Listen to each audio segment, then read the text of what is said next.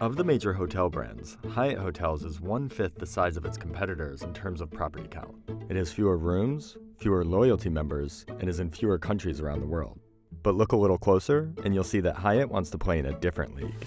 Because one area where Hyatt exceeds its competitors is its average room rate. One of the fundamental differences is that we serve a much higher end customer base. Our World of Hyatt members spend more on property. They spend more in average daily rate. They are very good customers. This is the economics of Hyatt Hotels. In 2017, Hyatt began selling off its properties to outside owners, earning itself over $960 million. This allowed it to keep its name on these hotels, but without the financial risk that comes with owning that real estate, a model known as asset light. It's a strategy other hotel chains put into play decades ago. Did waiting a bit longer allow you to be more deliberate in No making question. this decision? We didn't want to do it in a wholesale fashion and basically accept discounts for speed when we thought a more deliberate approach would actually pay off for our shareholders. Now, Hyatt owns about 2% of its properties. But while Hyatt has been selling off its real estate, it's collected in other areas of the business. Hyatt has more than doubled the number of luxury rooms in its portfolio, tripled resort rooms, and quadrupled rooms in what it calls the lifestyle category. And for the most part, it has accomplished this without buying more real estate. Instead, Hyatt has mainly purchased smaller companies focused on the branding and booking aspects of the business, companies that already have a loyal following in the luxury space. For a combined $3.7 billion, it bought Miraval Group, Two Roads Hospitality, Apple Leisure Group, and Dream Hotel Group, bringing brands like Alila, Destination, and Thompson under the Hyatt umbrella. These brands do bring more complex logistics with additional amenities, but those amenities are treated as an asset, bringing in clientele beyond the overnight guests.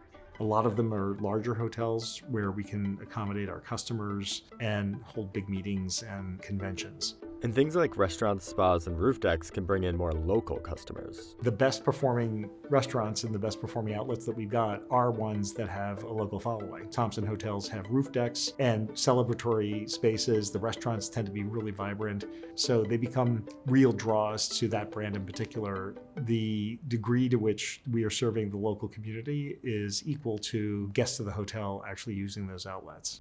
But where Hyatt falls short is its global presence. There, Hyatt trails its competitors. Analysts say this could explain Hyatt's recent acquisition, the luxury hotel booking platform Mr. and Mrs. Smith, which Hyatt bought for approximately $72 million. At the time of the acquisition, Mr. and Mrs. Smith had more than 1,500 properties, propelling Hyatt to more than 20 new countries. Hyatt doesn't actually own any of these properties, but it does plan to integrate some into its loyalty program this year. This expansion also brings a pool of luxury customers. When Hyatt bought Mr. and Mrs. Smith, it had 1 million members, established customers who will likely become loyalty members in the World of Hyatt. These customers were a big draw for the company, since World of Hyatt members stay 46% more in a year than non-members, spend 76% more on average, and book direct 90% of the time. The company says that the revenue from one top-tier member is equivalent to 40 non-members. They're frequent travelers by definition. They are highly qualified customers, and they spend more money.